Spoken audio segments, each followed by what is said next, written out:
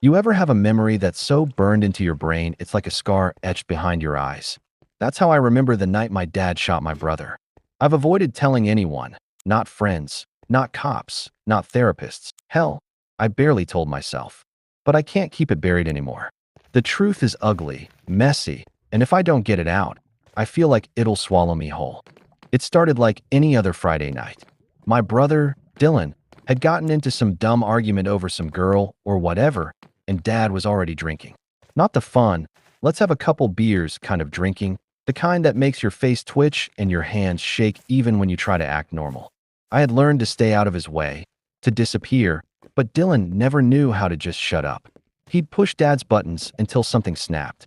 That night, I was in my room, headphones in, trying to drown out the tension downstairs. I could hear them yelling, Dylan's voice high and cracking, Dad's low and cold. Then came the crash of something heavy hitting the wall. I froze. My stomach dropped. That's when I realized the yelling wasn't going to stop on its own. I didn't want to see it, but I had to peek. Just a sliver. I shouldn't have. Dad had Dylan pinned against the kitchen counter, his face twisted, mouth yelling something about disrespect. Dylan was smirking, defiant, but I could see the fear under it. Then Dad pulled out the gun. I couldn't believe it at first. It was one of those cheap pistols he kept hidden in the drawer, the kind you only hear about in movies or news reports. But there it was, real and shaking in his hands. Say one word, Dad hissed, voice low like a snake about to strike. And you're next. My heart was pounding so loud I thought it would give me away. I dove into the closet, yanking the door shut, pressing myself against the wall, trying not to breathe too loud. The smell of alcohol and sweat hit me through the slats, and I knew Dad could feel my presence even if he didn't see me. Then the shots rang out. 1, 2, 3. It was a deafening, echoing sound that didn't just shatter glass. It shattered the little bubble of safety I thought I had in this house. I could hear Dylan screaming, and then nothing. Silence, except for Dad's heavy breathing and the occasional groan from my brother. I wanted to run, to scream, but I couldn't. My legs refused to move. I stayed in that closet for hours after. Every sound downstairs made me flinch. The fridge humming, the creak of the floorboards, the low mutterings of someone talking to themselves. When my mom finally came in, she didn't see me. She didn't know I was hiding. I don't think anyone knew I was in there. After that night, everything changed. School, friends, even my own reflection felt foreign. I couldn't tell anyone. Dad's warning was clear. If I opened my mouth, if anyone knew what happened, I'd be next. So I swallowed it, locked it away, and became a ghost in my own house. I've carried that fear and guilt for years. Sometimes I wake up thinking I hear gunshots, even though I know I'm safe. Sometimes I dream about Dylan, the way he looked that night, the fear in his eyes. I hated him for provoking Dad, hated myself for hiding, and hated my dad for everything, all at once. I'm finally ready to tell this story because staying silent almost killed me. And maybe if I can put it into words, maybe I can start untangling the mess that night left behind. I stayed in that closet for what felt like forever, and honestly, part of me wished I'd never come out. Every sound downstairs made me flinch like I was still that 12-year-old hiding from a storm I couldn't control. When I finally crept out, the kitchen looked normal. Plates in the sink, the fridge humming, Dad nowhere to be seen. Dylan wasn't moving. My heart nearly stopped. I walked closer, slower than I thought possible, like my feet were glued to the floor. He was on the tile, eyes half closed, chest barely moving. I couldn't tell if he was alive or not. I shook him. Dylan, please wake up. My voice cracked, high-pitched, and it sounded pathetic even to me. He groaned, weakly opening one eye, staring at me like he was seeing a ghost. Or maybe just seeing me for the first time and realizing I'd been hiding. Don't tell, he rasped, voice barely a whisper.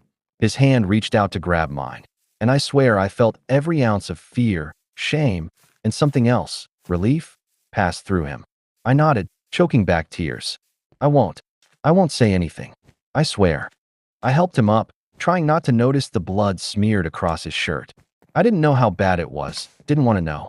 We got him to the bathroom, and I shut the door, turned the faucet on, and just held his head in my lap while he tried to patch himself together. The thought of calling 911 flickered in my brain, but the second it did, Dylan shook his head violently. Dad, if he finds out, we're dead. So I stayed quiet.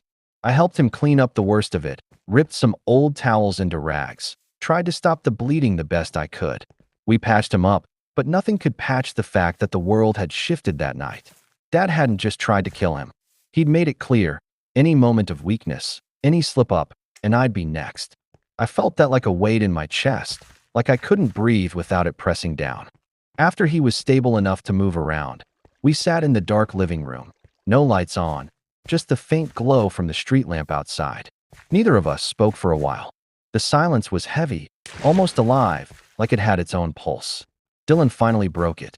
"You really just stayed in the closet?" he asked, eyes wide, voice trembling. I wanted to lie. I wanted to say I tried to stop him, tried to scream at Dad. But the truth was worse than any lie. "Yeah," I said quietly. I was scared. He didn't get mad. He didn't yell.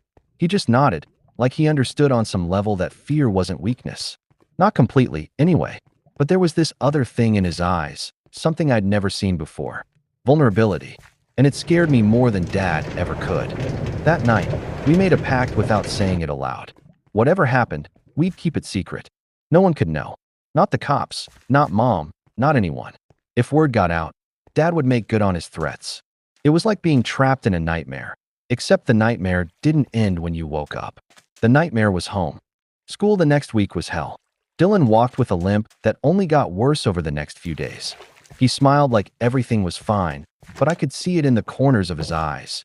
He was broken in ways I couldn't fix. And me? I became the invisible one. Teachers asked if we were okay. Friends noticed Dylan wasn't hanging out, but I just shrugged. How do you explain that your father tried to murder your brother and that you're both sworn to secrecy? You don't.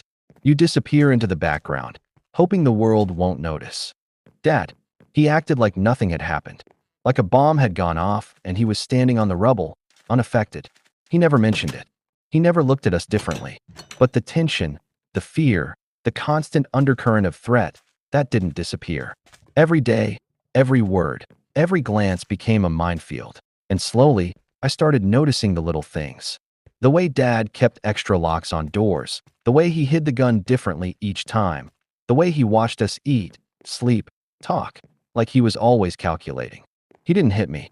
Not yet. But I knew the second I said something, the second I let anyone in on the secret, I'd be next. Years went by like that. I learned to speak in code, to dodge conversations, to act like a kid who had nothing to hide. I stayed close to Dylan. We became partners in silence, each of us carrying the weight of that night. We never talked about it openly, never looked back.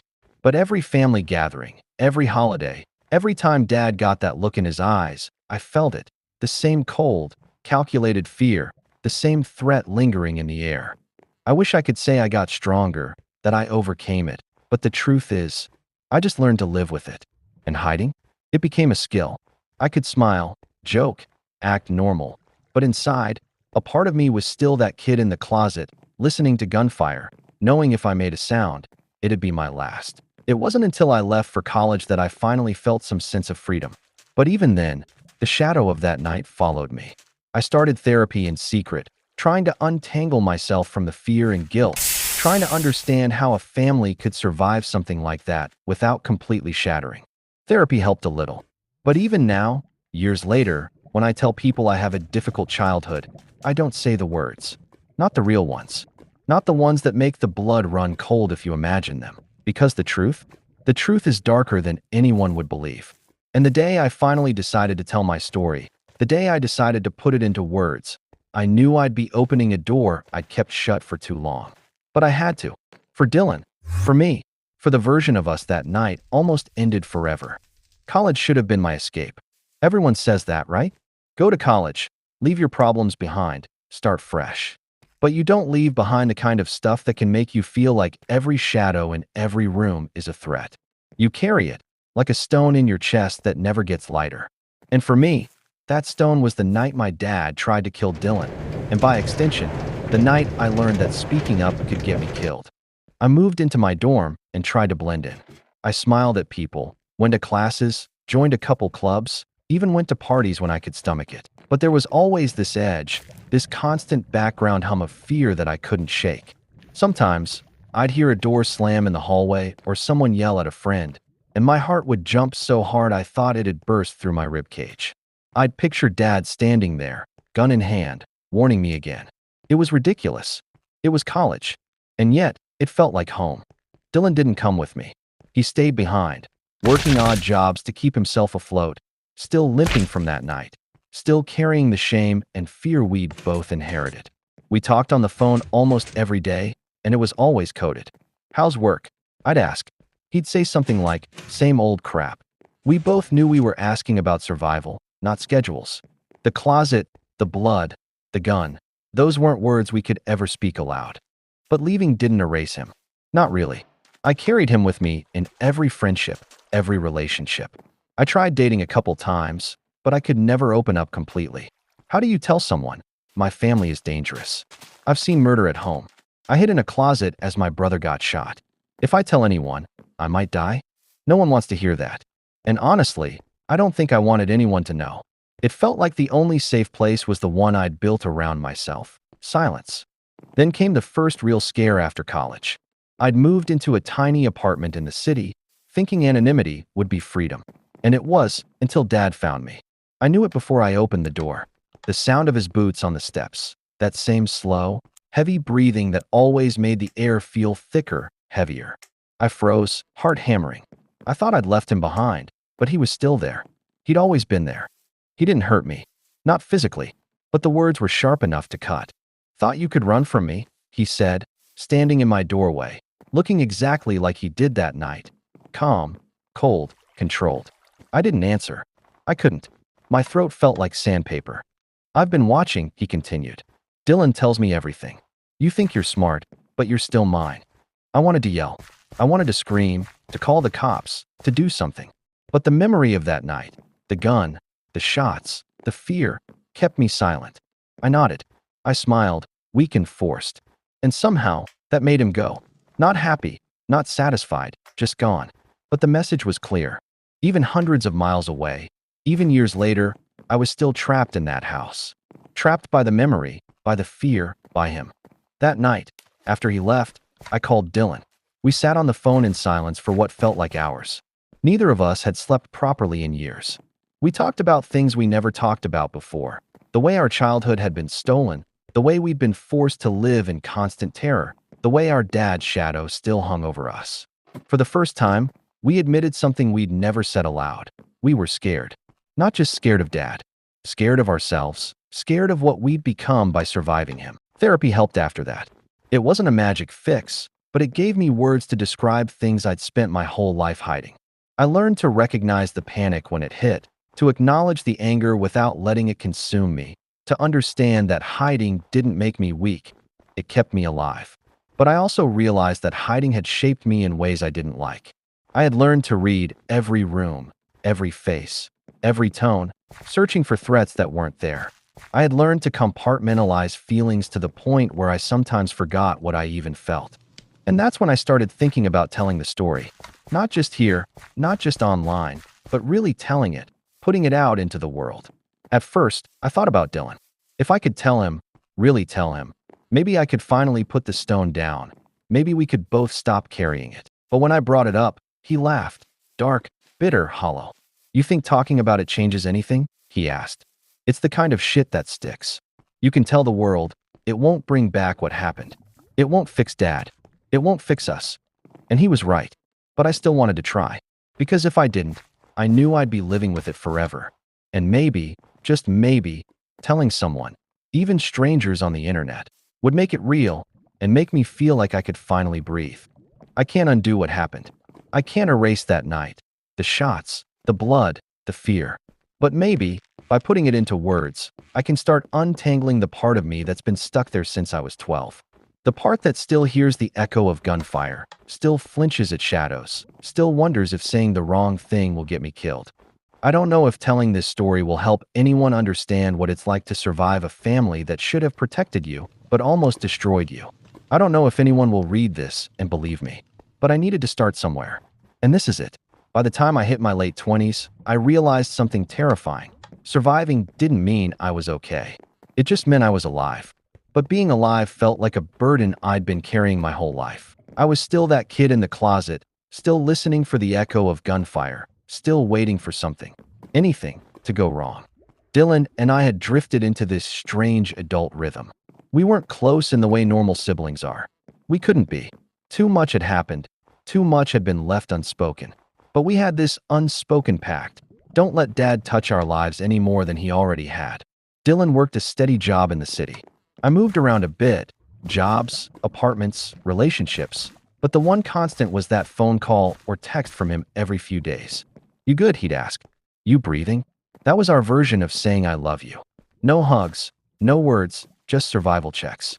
Dad, he never stopped lurking, never stopped reminding us he had power over our lives. He'd show up in the city once or twice, just enough to make the air feel tight, just enough to remind us we were never free. Every time he appeared, the past clawed back. I'd wake up in the middle of the night drenched in sweat, imagining him standing in my doorway like he did years ago, like he did the night Dylan got shot. I tried moving, tried cutting ties, but a father like him isn't something you can escape. He's like a shadow that stretches as far as your mind will let it. There were nights I'd lie awake thinking about what would have happened if I'd spoken up that night. What if I'd yelled, if I'd run, if I'd called 911?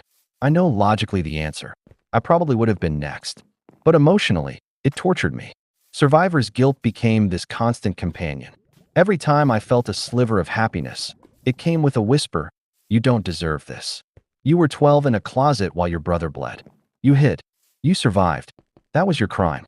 Therapy helped, but it didn't erase the fear. I learned to recognize triggers, Dad's voice, a slammed door, a raised hand, but I couldn't erase the memory itself. It stayed sharp, precise, like it was waiting to be triggered again. And it often was. Every family gathering, every phone call from a distant relative, every moment when someone got too close felt like walking on a wire over fire. Dylan and I had a complicated connection because of it. We could talk about mundane things, like bills or work, but when it came to the past, we were both silent. It wasn't shame exactly, it was survival instinct. Speaking aloud could awaken old fear, make it real again. And yet, sometimes, in rare moments when we were alone and the world felt distant, we'd sit together and just remember. Not the horror exactly, but the way it made us feel alive, the way it made us depend on each other. We became experts at reading silence, at understanding what the other needed without words. But there was a breaking point. I started dating seriously. Someone who wasn't part of our past, someone who could never understand the closet, the gun, the nights of terror. And as much as I tried to be normal, I couldn't.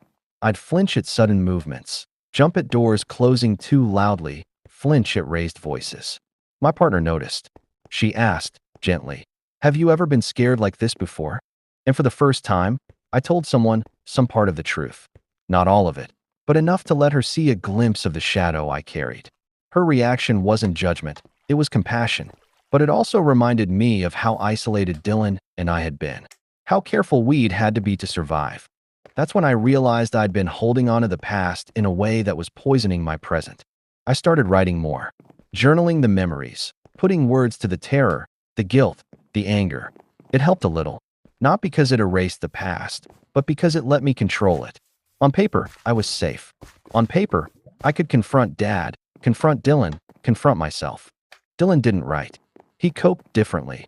Working, keeping busy, living like a ghost in plain sight. But I started sharing some of what I wrote with him, carefully, like passing a fragile glass across a shaky table. He'd read, nod, sometimes shake his head. "Yeah," he'd say, "that's right." That was our version of therapy together. No sessions, no words of encouragement, just acknowledgement. Recognition that we had survived. And yet, despite all of that, the fear never fully left. Every time Dad's name came up, every time a memory of that night flickered, it was like standing on the edge of a cliff. My hands still shake sometimes when I think about it. My chest still tightens. I still imagine the shots, still imagine the blood, still imagine the moment I thought my life could end just for being born into that family. But I also started noticing something else, something dangerous, but necessary. I was angry. Not the little irritations of daily life. Not work stress or traffic. Real anger. The kind that builds slowly, until you realize you've spent years being afraid, hiding, letting someone else define your limits. I was angry at Dad for everything. At Dylan for surviving in his own way. At myself for the closet, for the silence, for the part of me that was complicit in surviving rather than stopping it. And that anger, it was the first step toward reclaiming myself. Not by confronting Dad directly, not by risking our lives, but by finally telling the story, by finally owning the truth, by saying, this happened. We survived. We are not broken. So I write, I share, I put it into words because the closet is gone now. The gun is gone now, at least from my hands. The fear isn't gone, but I'm learning to live with it rather than let it define me. And maybe, if I can say it out loud enough times, someone else might understand that surviving isn't weakness. That silence isn't safety. That fear can be a teacher, not a jailer. It took me years to understand that surviving isn't the same as living. For most of my life, I existed in the spaces between fear and silence, always calculating, always waiting, always hiding. But there came a moment in my early 30s when I realized that existing wasn't enough anymore. If I didn't confront the truth about my dad, about that night, about the ways Dylan and I had been shaped, I'd never be free. Dylan and I met in our old city apartment, just the two of us, after months of careful planning. We hadn't seen Dad in a while, and for once, the air felt still. I looked at him and saw the same shadows I carried. Same tightness in the jaw, same tension in the shoulders. Years of silence had etched lines in our faces, and neither of us could pretend it hadn't happened. I'm done hiding, I said finally. The words felt foreign, like stepping into sunlight after decades underground. I can't keep pretending I'm okay, and I can't keep pretending it's not real. Dylan didn't respond immediately. He just stared at me, eyes narrowing as if weighing the truth of my words. Then he nodded slowly. Me too, he said. I've been living, yeah, but I haven't been living. I've been surviving. And maybe that's enough for now, but it won't be enough forever. We talked that night, for hours. Not just about the night Dad pulled the trigger, but about everything that led up to it. About the years we'd spent avoiding it. About the therapy, the fear, the ways we'd learned to hide ourselves even from each other. For the first time, we didn't have to speak in code. There were no warnings, no threats, no closets to hide in. Just words. Painful, messy, raw words. And it was liberating. Then came the hardest part, realizing that Dad's shadow didn't end with him. It followed us in subtle ways. Relationships, trust, anger, fear. We had been taught to measure the world by danger, to calculate survival over happiness. That wasn't something you unlearn overnight. But talking about it, sharing it with someone who knew every detail, was the first step. I also started to write more publicly. Carefully, with anonymity at first, I shared pieces of the story online. Not every detail, but enough that the fear, the tension, and the trauma were clear. The response was overwhelming, not with judgment, but with understanding, compassion, and stories that mirrored my own. People who had survived abusive families, violent households, or life-threatening fear reached out, and it struck me. I wasn't alone. I never had been. And slowly, almost imperceptibly, I began to reclaim my life. I stopped flinching at sudden movements, stopped waking in panic, stopped letting the shadow of a man I hadn't seen in years dictate my emotions. Dylan and I stayed close, now openly, without secrets or hidden codes. We shared moments, jokes, failures, and victories, as siblings should. But the scars remained, a reminder that survival came with a price, that some memories never fade, that trauma leaves its mark no matter how far you run. I also confronted myself in ways I hadn't before. Anger, guilt, shame, they weren't enemies to fight. They were signals of survival, evidence that I'd endured.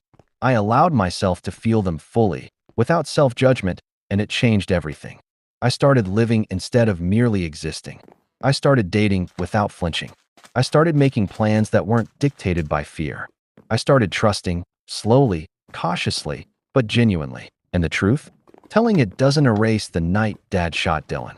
It doesn't erase the closet, the blood, the fear, the threat of being next. But it does something else. It takes the power away from him. It takes the weight off my chest. It lets me exist in the world as more than a shadow. It lets me be a person who survived, who endured, who finally learned that life isn't just about hiding. It's about reclaiming, rebuilding, and breathing again. Sometimes I still dream about that night. I wake up hearing shots, seeing blood, hearing my own fear ricochet in the walls of a house that no longer exists. But the dreams don't paralyze me anymore. They're memories, not threats. And in the quiet moments, I can remember Dylan, my brother, alive and with me, not broken, not silent, but standing next to me. And that, finally, is enough. If there's one thing I want people to take from this, it's that surviving doesn't make you weak. Hiding doesn't make you a coward. And speaking up, even if it's years later, even if it's in pieces online, even if it's just to yourself, is a radical act of courage. You can carry trauma, you can carry scars, you can carry fear, but you don't have to carry it silently forever. For Dylan and me, life didn't magically fix itself. Dad's influence didn't vanish overnight. But by telling the story, by acknowledging it, by reclaiming our own narrative, we finally began to live. Not as victims, not as prisoners of a single night, but as survivors. And maybe someday, we'll forgive ourselves, not for what happened, but for the years we spent letting fear define us instead of life. If you made it all the way to the end, thanks for sticking with me. I really appreciate it. If you enjoyed the story, consider subscribing to the channel and giving the video a like. It helps me share more stories like this. Thanks.